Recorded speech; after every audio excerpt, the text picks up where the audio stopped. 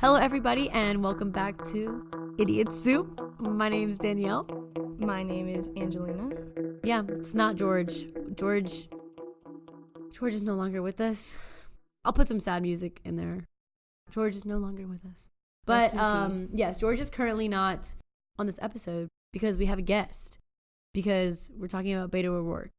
And we have a guest who... Robert O'Rourke. Robert O'Rourke. But before we begin our podcast, there is a very serious topic at hand that we need to address. What do you guys, as the listeners, want to be called? Exactly. Because we can't call you supers. We have several ideas. Yes. Soupies. I like that one. Soupes. I like that one a little bit. The idiots. I mean, I feel like that one's... honestly, if you're listening to this podcast, you probably would fit with that name. The idiot supers is too long. It's too long. It's also like too predictable. Mm-hmm. We don't want the listeners to be predictable. We need something, out there. So, if you're listening to this, it means you probably know me. So, shoot me a text, email, Snapchat, remind, and tell me what we should call the idiot soup listeners. I personally vote for soupies or idiots. Idiot soupies. Idiot soupies. Wow. I have a lot of feelings. Soupy idiots. Oh, okay. I see what you did there. You actually inverted the order. That is unpredictable. And that's that kind of pizzazz that we're looking for out of idiot soup listeners.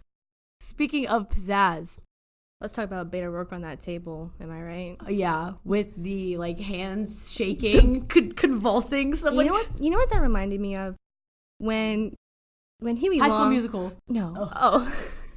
When everyone's singing on the tables. When Huey Long is singing on the... No. When Huey Long was giving his speech and, he was shaking his fists. Oh, yeah. And, his hair poof at the top was shaking along with his fists. Yes. That reminded me of Beto O'Rourke. So Beto O'Rourke is channeling Huey Long's spirit. The kingfish. It's a sign. I mean... Kind of deep. That's deep. I mean, both have white privilege. Oh. We'll get into that. We'll get into Beto O'Rourke's white privilege. So, as a general preface, this past week, Beto O'Rourke dropped out of the Democratic primary, and he was one of the first, basically, big fish in this race to drop out of the Democratic primary race. However, it should still be noted that there are still currently 17 contenders. That's 7. That is 7 more at the very least than there should be at this very moment. There are 17 people still left in the race, but we're going to talk about that kind of more towards the end. We're just going to start off talking about Beto, what went wrong, what went right, if there is anything. Well, and there's probably many things that went wrong. Yeah. If we want to start off with money, I feel like swearing off PAC donations is not the right move, especially when you're trying to run for president. So, I mean, not having money, he says, was one of the bigger parts of why he dropped out of the campaign.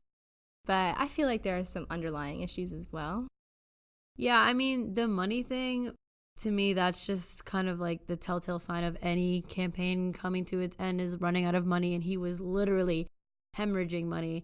But I mean, the day that he announced, he raised more than Bernie Sanders. $6 million when he announced. When he was running against Ted Cruz in that Senate race, that was the most expensive Senate race that was going on in the country at the time. He lost by 2.5 votes, something along those lines. And even then, how did he get so close? Yeah. Well, I feel like he just appealed so much to what he was saying appealed so much to what people wanted to hear. Yeah. But I feel like his actions just were not matching what he was saying. Yeah. And I think that's what he did even in the presidential race. He said what he thought people wanted to hear, which is why I think he became his most infamous moment when he's on the stage and he says, we're going to take away your guns. Hell yeah, we're going to take away your guns. That's all fine and dandy to take a bold stance if that's truly something that you believe. But honestly, at the end of the day, it seems like that's something that Beto just did to be the person that said that, to have his little standout moment. And that, honestly, for me, that's what I think I would pinpoint as the beginning of the end of Beto O'Rourke's campaign. On another set of something of him saying things that people wanted to hear, How about the iconic moment? Let me paint the picture for you. Let me just paint the picture. Yes. It's the Democratic debate. Cory Booker and Elizabeth Warren are looking in shock at Beto O'Rourke. What did Beto just say? He just started speaking in Spanish. Yes. He just started speaking Spanish. Hey, he's getting in touch with his roots. Raised in El Paso, a white man. No, not a white man. Robert O'Rourke. What is his middle name? Francis. He's the white Francis man of O'Rourke, El Paso. who, by the way, named his son Ulysses. That's white. Henry can hold no standard. Henry, Ulysses, and Molly. Like, Beto is white. And I've heard a lot of people who are not white kind of raise issue with the fact that he is playing into this Hispanic heritage thing. There's this thing in sociology called code switching. And it's usually just for, like when you're conversing with people, it's for discourse, it's for conversations. Oh, like with the way white people talk differently when they're around black people? Yeah, it has to do with accents, language, things of that sort. So when he was at the Democratic debate and saying, like, we need to do this, we need to do that, and immediately switched into Spanish with no warning whatsoever, that's code switching. And there's several main reasons why people use code switching, some of which are they want to fit in, and I feel like that definitely applies to Beto. Absolutely, yeah. Others are to give people what they want to hear. And that's exactly what Beto was doing. He said the same thing in English that he did in Spanish, but he knew that the Democratic debate was going to be aired on a Spanish network, Telemundo, which is, excuse me if I said that wrong, I took French. Honestly, yeah, we both took French, so I don't know. So my pronunciations of the Spanish words are going to be off. But he knew it was going to be aired on a Spanish network, so he obviously was going to speak Spanish. It took other Democratic candidates by surprise. I would be surprised as well. Yeah. But I feel like the most iconic moment of his campaign for president was just Cory Booker and Elizabeth Warren's face when he started. It's so iconic there. If Shook was a word, if like Shook could paint a picture perfectly, it was that. Yeah. And I think he kind of missed the memo after Ted Cruz got up there in 2016 and like, Donde está la biblioteca? Like, I think we kind of all agreed as a country that going on a debate and attempting to speak Spanish to appeal to Hispanic or Latinx voters is a very tacky thing to do. It's extremely tacky. Did it. And what's even more tackier than that, or what's even tackier than that, is completely reinventing your, personal image, your name and everything. Like, I've seen a lot of op-eds just talking about how Beto is so, not to say ashamed of the fact that he's white, but he is like, does not want to identify with his white heritage. And I think that to me, on a broader sense, on a more deep level, if we're getting woke here, white privilege is real. White privilege is a problem. Being white doesn't make you part of the problem. Being white and not recognizing and identifying your white privilege makes you part of the problem. He doesn't acknowledge the fact that he is the white multimillionaire, yes. Robert Francis O'Rourke. Robert Francis O'Rourke. I mean, just let that sit in. I mean, before Beto was big, when he just came out as running against Ted Cruz, I obviously knew nothing about him. He was, not big on the national stage. I didn't even know that he wasn't Hispanic. I heard Beto and I made that assumption. I think he ran off of that. Beto is a Spanish or like Hispanic nickname for people with their names, Roberto, things like that. And he's Irish. He's Irish-American. Irish-American. He's not even anything close. I mean, and his whole like main points about like the wall, he wants to tear down the fences in El Paso, and his whole big thing is like, oh, my childhood, all I saw were the fences and things like this, and they need to be torn down. And he's trying to relate with these people that cannot relate to him. Yeah. Well, I think that's like the goal of any politician, is to try and relate to people that aren't traditionally tapped into, because the generic look of a politician is, let's be honest, an old white man. So recently, especially within 2016 and 2018, 2019, it's 2019. there's been this push to kind of identify with these underrepresented minorities. Like today, Elizabeth Warren just posted something that she got a endorsement from, I don't know, some political action committee with African American women. And that's what people want, is they want to connect these underrepresented minorities. However, I think it's kind of detrimental to these communities when candidates kind of take their issues and pretend that they are personally their own. Like, it's good to identify and recognize the issues of minorities and want to change them. But honestly, I don't think that what Beto is doing in everything with his name, to taking those issues on, to, I just think that necessarily isn't as genuine of an intention as a lot of other candidates have. And then it goes on to his past, and I got coached by verbally almost yelled at by a previous guest on the show. I'm not going to say his name, but if he's listening, he knows who he is. He told me that people change, and especially all the Democratic candidates have changed their views in one way or another. Elizabeth Warren used to be a Republican.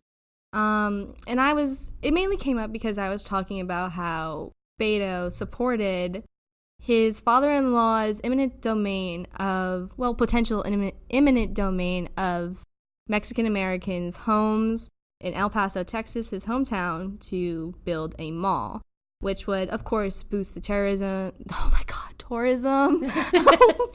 That was a nice Freudian slip right there. Someone has harboring malicious feelings towards Beto O'Rourke.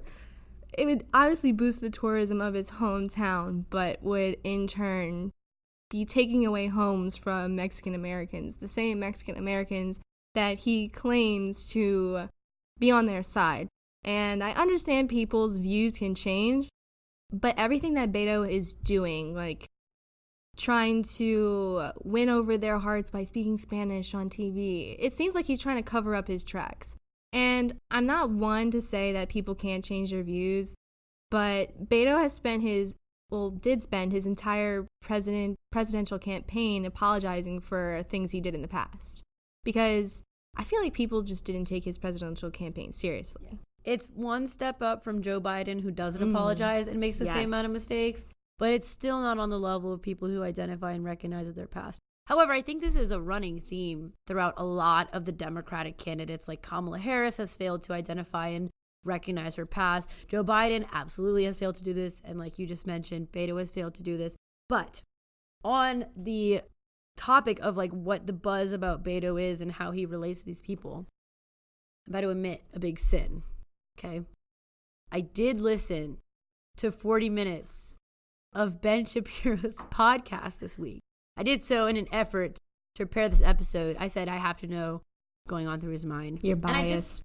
I would like to preface this by saying that holy shit, his voice is so annoying. Can we curse on this? Yes.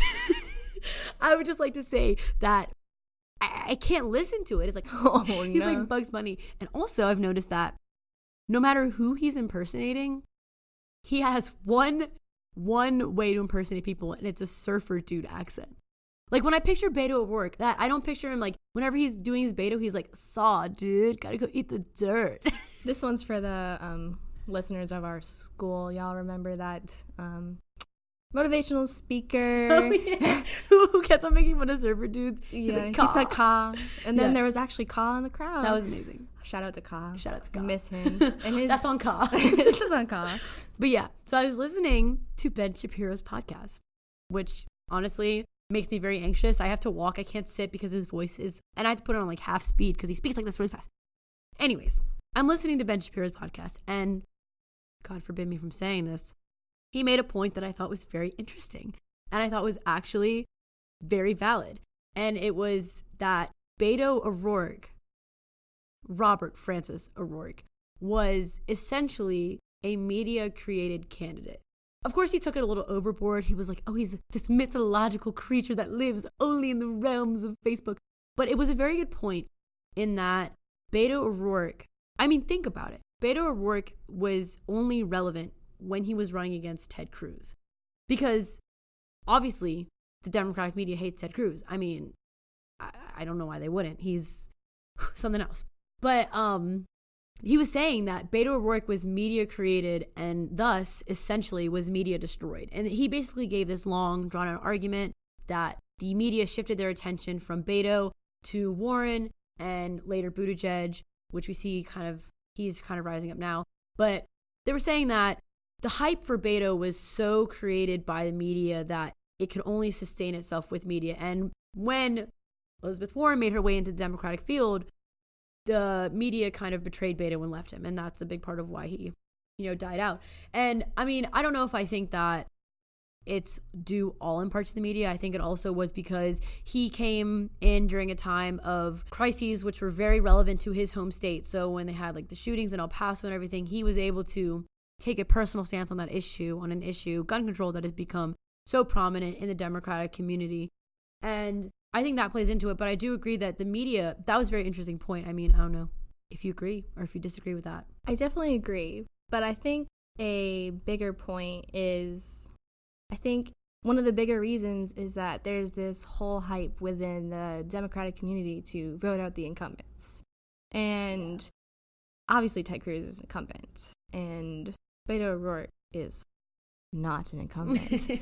So voting out Ted Cruz would present someone new. And what people want is someone who is an outsider. That is why, I mean, especially in Louisiana, Eddie Rispone is getting such a big rap and almost beating John Bel Edwards because he's considered, he considers himself an outsider. I'm not going to say he is an outsider, but he considers himself an outsider. And a lot of people want that within politics. Mm-hmm. But I think one of the biggest things that we as a voting electorate, as a voting electorate have to realize is that if we want to change politics and the way things are run in the government, that you have to work from within. Yeah. Working from within the government is the best way to get things done. And I feel like that's also part of the reason why Robert O'Rourke's campaign failed. He wasn't senator. Ted Cruz ended up beating him. Yeah. So in the end, he was still an outsider. Political capital. He was still an outsider, exactly. And not only was he an outsider, I mean, some of the things he did were just kooky. Standing on the tables, the vlog that he did at his dentist's office, the Vanity Fair cover, which I didn't even remember the Vanity Fair cover. He was born for it. I didn't remember it until President Trump tweeted. He wasn't born for it? Ha. It was like, Beto O'Rourke has dropped out of the race despite saying he was born for this. And I was like, wow. I forgot that even happened. He must have a ghost tweeter. I don't know. Sometimes it perplexes me for Trump. I know this podcast isn't on him, but say it. But the things that he manages to remember and tweet about amazes me. Because in what world would I have ever remembered that Beto O'Rourke said that he was born to be president on the Vanity Fair issue he was in? I'll be honest, if you told me that Donald Trump went to bed thinking of Beto O'Rourke every night, I would not be surprised. Imagine being that threatened. Anyway.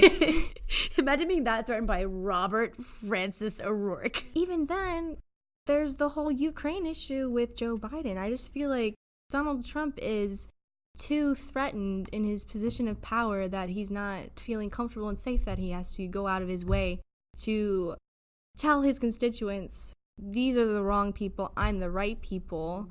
Does that make sense? Yeah. Because he's supposed to be thinking of the constituents, but in the end, if you're on the phone call with Ukraine trying to tell them to make Joe Biden look bad, are you really thinking of the constituents at that point? No. I don't know when I think he's ever thought of the constituents. But that did make me think of another point related to Beto. And it's that I think a lot of Beto's hype wore off because, like you said, the media also really cares about, and the voters also really care about, who Donald Trump feels threatened by and who he's paying attention to. And he hasn't really been, he's been making fun of Beto. He makes fun of everyone. That's what he did. He did it when he ran for president, and he's doing it now. But he hasn't given a lot of attention to Beto as much as he's given to Elizabeth Warren and Joe Biden. And that's given them the opportunity to say, hey, this guy's scared of me. I'm the one to take this guy on.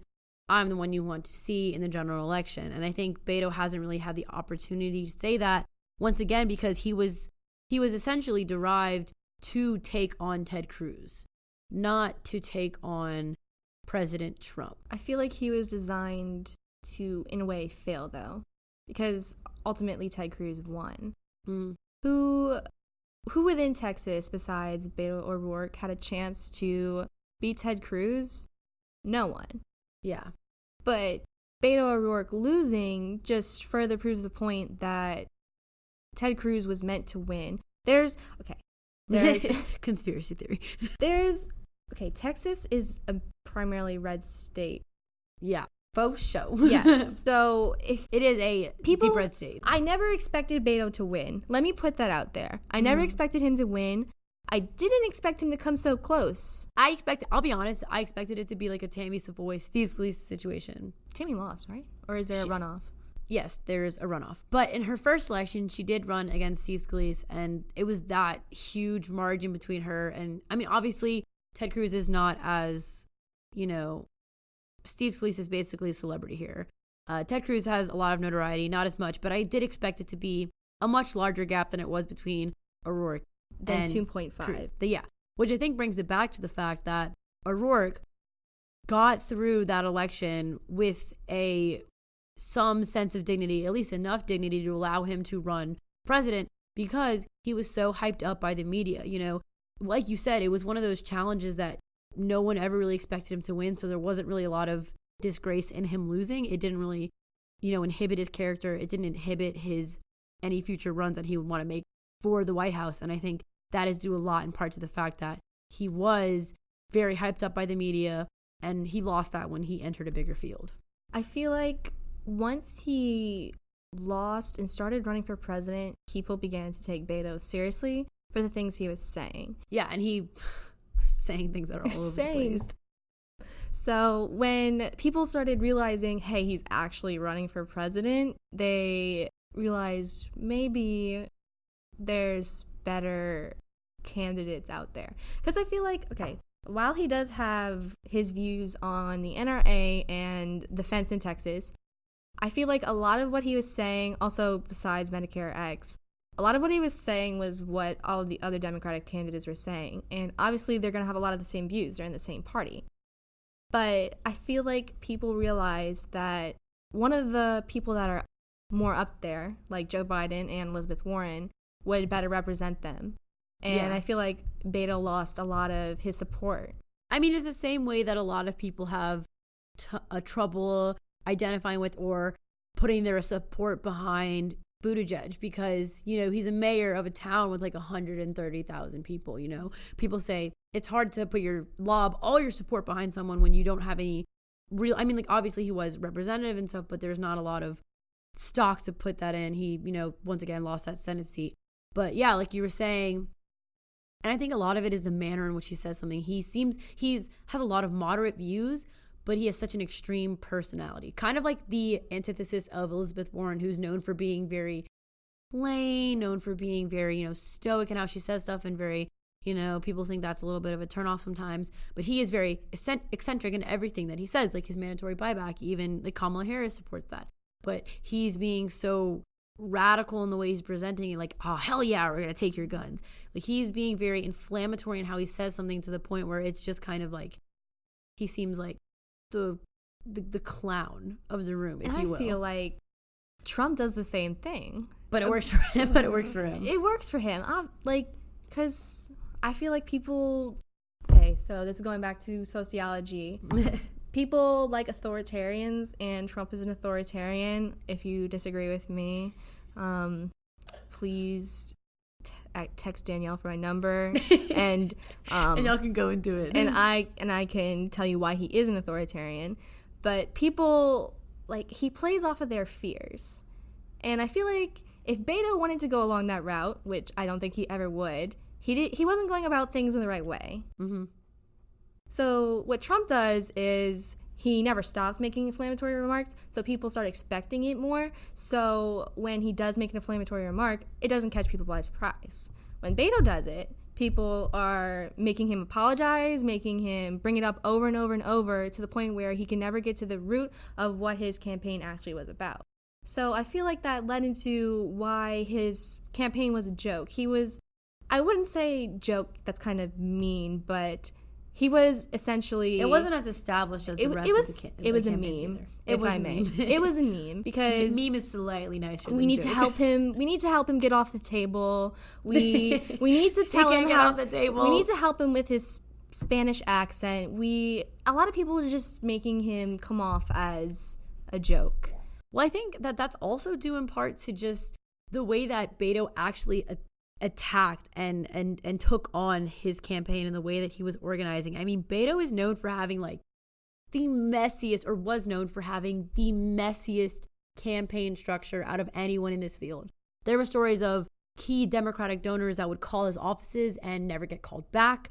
People who would say they were going to email and they never sent those emails. You know, his staffers were notoriously disorganized and all over the place. And the fact of the matter is, when you're running a nationwide campaign, you have to have some semblance of organization. And once again, that puts him as completely opposite to Elizabeth Warren, who is known for her like very intense, rigid structure, the way she's doing in Iowa, the way Warren makes sure every single person at every single one of her events has filled out that contact card.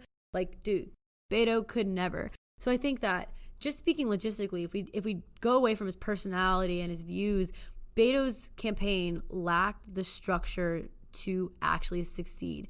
And I think that also builds into how he rejected traditional styles of media. He was, he didn't really think that he needed to play to the actual established media, written media, online media, because he was essentially a social media superstar, as people have called him, and he thought that his strength in social media could completely, surpass what he needed to get from actual established media. And I think that's just a complete faux pas. I mean, think of the people that are on social media. It's maybe millennials and some Gen Zs and Gen Xs, and that's honestly not a majority of the voters. Majority of the voters is the old white people in America. So if you hear this and you're not an old white person, please don't forget to vote and register to vote. It's very important. Let's just put that out there. On another note, they hold a majority. We, as United States, are an aging population, so that if you don't know what that means that more than 50 we're getting old. More than 50% of the people in the United States are elderly. And I feel like the elderly tend to stick with their more traditional beliefs, which is why sometimes it's so hard for Democratic candidates to get to positions of power. And also why such an unorthodox candidate, even in the Democratic Party, an unorthodox candidate such as Beto can be a turnoff to old voters in the Democratic Party. Because let's face it, there are old liberals. And my heart goes out to you guys.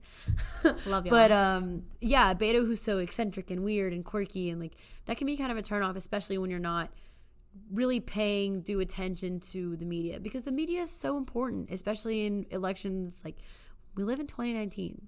The media can really make or break your campaign. I wanted to go off of another point you made, specifically about Iowa and how unstructured Beto's campaign was. Yeah. So I was reading an article, I think it was on NBC News. It was about how when Beto was going to give his speech in Iowa, this was very recently, it was like the day he dropped out of the presidential campaign, his manager or someone along those lines, part of his staff, did not even know that he would be dropping out that day when he was in Iowa. So when he gave his speech in Iowa about how he was dropping out and he was hugging people and people were crying, I feel like there was a way more structured way he could have gone about dropping out instead of not letting parts of your staff know. So I would totally 100% agree with the fact that if he had ran a more structured campaign, such as accepting money from PACs, because let's accept it, in this day and age, if you don't have the money to run for president, you're not gonna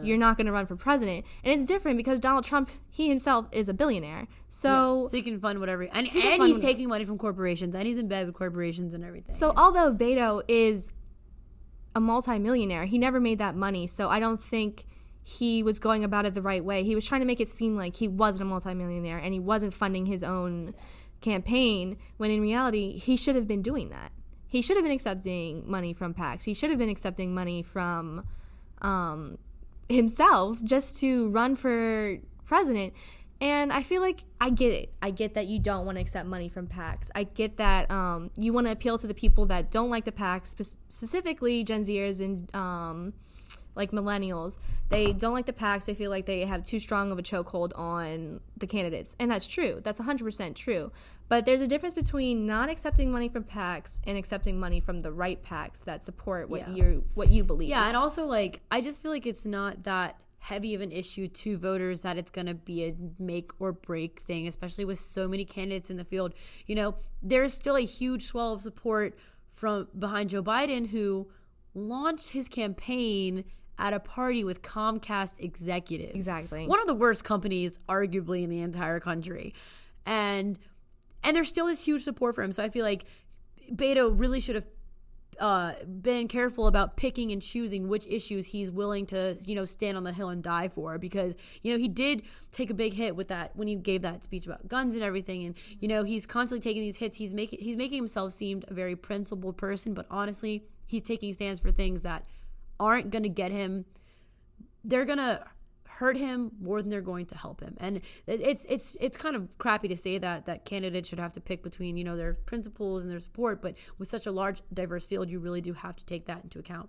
But also, something that you said totally gave me like some deja vu thing when about Beto and how his staffer didn't know that he was going to drop out and yada yada yada, and it just gave me like total flashbacks to when I was listening to this podcast episode around the time oh my gosh, not the Ben Shapiro. Thank God it was not Ben Shapiro. But around the time that Trump was threatening tariffs on Mexico, not the first time, the second time, most recently. And they were saying that journalists were going into the White House and asking staffers, like, hey, what's going on? What can we publish? And the staffers were like absolutely clueless because he changes his mind all the time. No one knows what's going on. And I think that effective communication is, not to be cliche, one of the backbones to a successful campaign. And we're seeing that Beto on all level, from monetary to, you know, his staffers to just his message as a politician, lacked that cohesion and lacked that effectiveness, which ended up, I think, being one of the biggest downfalls to his entire campaign. Even then, I feel like it wasn't completely his fault. I feel like he was pushed into the candidacy for president. I feel like people saw what he did in Texas and how he almost took out an incumbent, and they wanted more.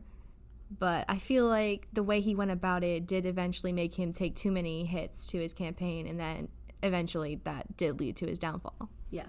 But on that note, like, yeah, once again, he was such a media hyped candidate that made people really want to see him. And, you know, that kind of reminds me of Joe Biden. Like, as soon as Donald Trump was elected president, everyone was like, Joe Biden's going to run for president. Remember when Kanye was running for president for like 5 minutes, apparently? Ooh. Like that, the people have such a strong opinion, and they honestly do get to pick their candidates sometimes. But, oh, yeah, I was going to say this. Even though I do not agree with Beto on the way he's handled his campaign, on the views that he's taken, on the avenues that he's taken, and you know, I don't think he should have dropped out. Beto. I actually disagree. I am very, very glad that Beto had the will to drop out, because like Kevin and I were talking about in the last episode is, and Beto almost actually said,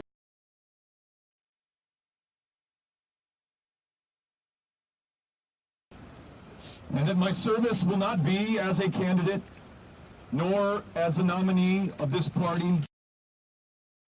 Basically, he said, like, my service to the country is not going to be through this campaign. I also, like, have a duty and obligation to serve my party.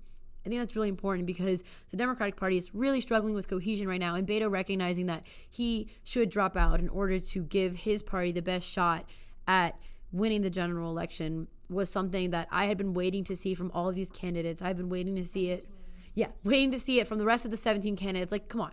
Like, Tom Steyer, like, why are you still in the race? Like, dude, we get it. You're rich.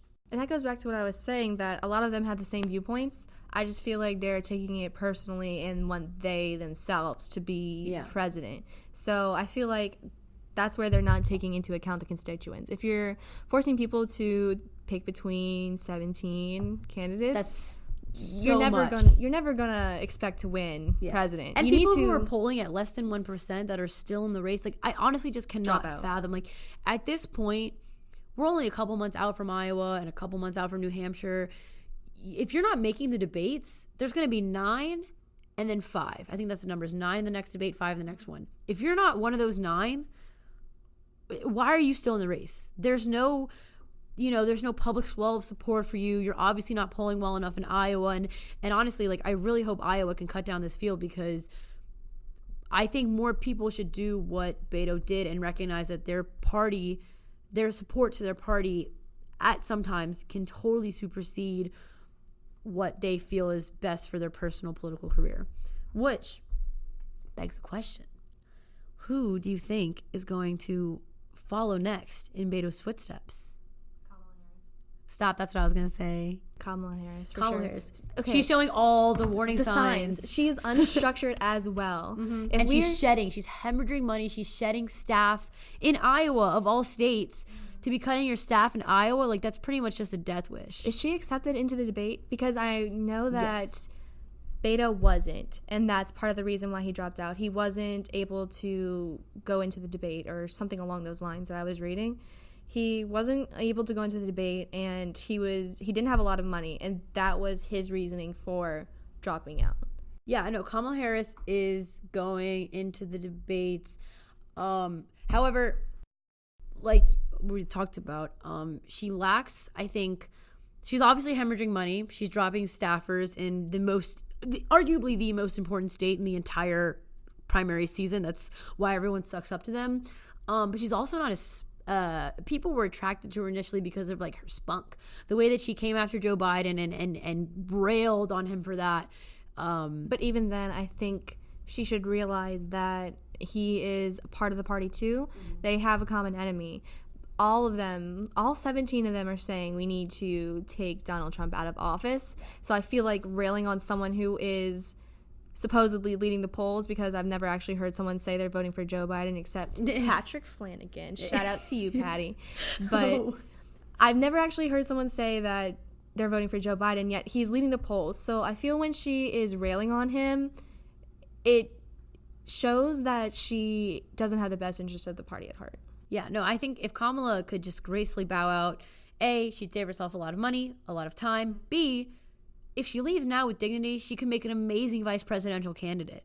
I mean, Warren and Buttigieg, and who are considered some of the 2 out of the top 4, do not poll well with African Americans at all. So if she drops out, all of her voters would be given to them, which would also help to...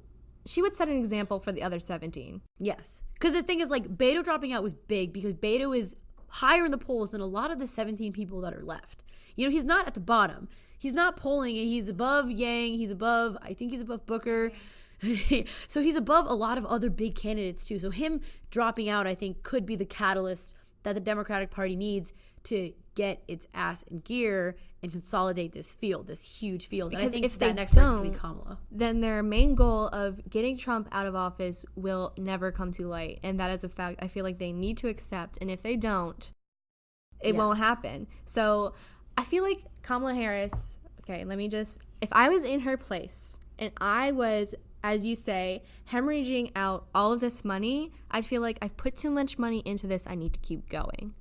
Yeah, I think that's what people think is they've gone so far. I mean, at this point, if Beto had been campaigning for nearly a year. So you get to these points where, like, I guess it's hard for us to understand, like, the blood and sweat that goes into this. It's campaigning for so long. It's taxing on you, your mentality, your family. So I do see the appeal to not give up. But honestly, like, numbers don't lie. Unless, of course, you're a boomer and you don't believe in climate change. Okay, boomer.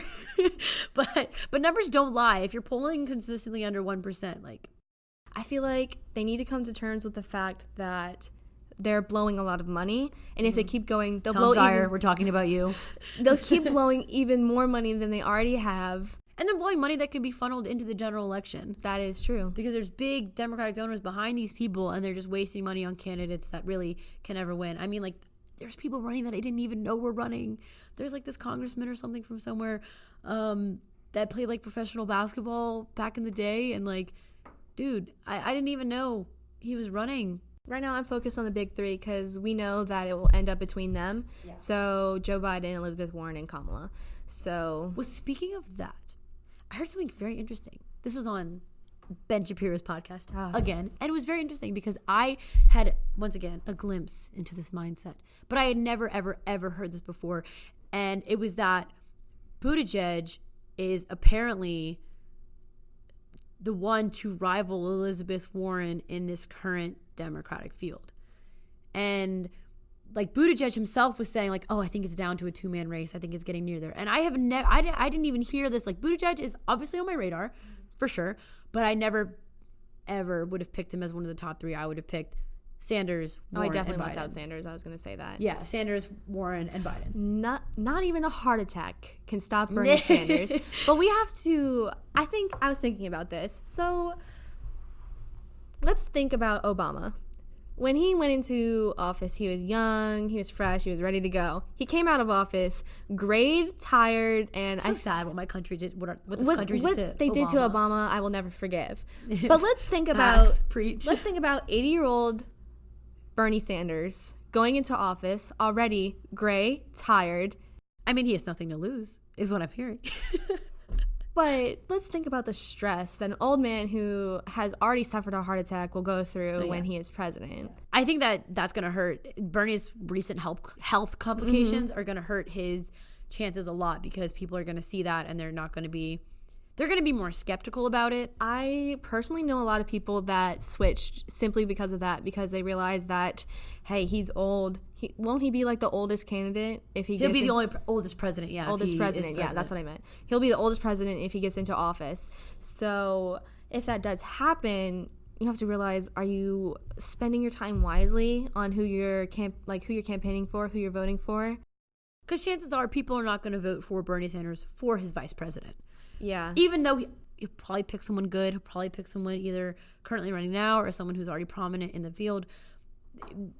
People do not vote for people for their vice president, and that just goes to show with, Donald Trump and Mike Pence. They're similar, but honestly, there are people that like Trump that don't like Pence, people that like Pence that don't like Trump. But even then, I feel like a lot of people won't vote for Bernie simply because they won't end up like Europe. Yeah. Let's put it that way. He wants Medicare for all, and I feel like a lot of the people, the 50%, over 50% aging population in the United States, don't want to end up. Do not want that. Don't want to end up with Medicare for all because they feel like they've earned their right in society and where they are, and they feel like that should stay the same. And I kind of would have to agree. I don't think Medicare for all would personally work for the United States, considering the fact that we are an amalgamation of every single different type of person, even though there are some people who want that to not be true, aka the authoritarian president we have right now. He doesn't like the amalgamation. But because there are so many different types of people, I personally don't think it would work. Just because the model he's proposing financially, I don't think that would work, considering that we are trillions of dollars in debt, and Big Pharma just chokehold on so many things that I don't think it would work. Yeah, well, speaking of Medicare for all plans, Elizabeth Warren just came out with hers very, very, very recently. She's getting a lot of backlash due to lack of consistency in her numbers. One thing I like about Bernie Sanders, at least he's honest. When his plans take $16 trillion, he says, hey, this is going to take $16 trillion. But Elizabeth Warren has seemed to kind of cut down some numbers. She's double dipping on where her funds are going. Her plan just doesn't seem to be as well thought out as I wish it would have been, especially considering she's dubbed herself the planned candidate. But yes. And that leads back into Beto, because his Medicare X, he was so contradictory every time he would bring it up in different situations. He would be like, oh, it's backed by the government for this. And then if he went to a different debate or campaign or speech, he would say that that it was just universal Medicare, that it didn't line up with what he was saying. I would just like to say I just got a notification from AP breaking news. God, this is making me so pissed off. Former New York City Mayor Michael Bloomberg is opening the door to a presidential run, saying the Democratic field is, quote, not well positioned to defeat President Trump. I mean, that is a sign. As we're sitting here talking about how we don't need someone, I'm telling you guys, Beto did not create a power vacuum. No one needs to fill it. You don't need another candidate. It is not an excuse for someone else to there join are 17 the race. people that can fill Beto's void. Even then, I will It's correct still myself and say the overcrowded. top 4 Yeah. can fill that void themselves. And if Kamala Harris drops out, it really isn't as big of a deal as I think some of the Democrats are making it out to be. I think that if we focus our resources, then we have a good chance. I'm saying we a lot. If they would have a good chance of Not politically affiliated. I'm modern left leaning, but I feel like if they focus their resources, they would have a good chance of getting Trump out of office. So that is a good place to, I think, conclude this episode. I think we've kind of agreed that we need to see more candidates drop out in the way that Beto did, cough, Kamala Harris. But that being said, thank you very much for listening to this episode of Idiot Soup. And thank you, Angelina, for being our guest. I really appreciate it. I'm so honored. The Soupies appreciate yes, it. the Soupies. Please don't forget to tell us what y'all want to be called. Yes, we do want to know. But yeah, so thank you for listening to this episode of Idiot Soup, and tune back in next time. We will also be releasing a mini episode in the middle of this week, so also tune in for that. So goodbye. Goodbye. We out. Thank you for listening to Idiot Soup Podcast. You can find us online at idiotsouppodcast.com, on Instagram at Idiot Soup Podcast, on Twitter at Idiot Soup Pod, and also on Facebook, Idiot Soup Podcast, a political podcast. You can listen to future podcast episodes on YouTube, iTunes, Google Podcasts, Podbean, Spotify, Stitcher, and many more platforms. You can find all of those platforms out on our website, and feel free to contact us. So, goodbye. Goodbye.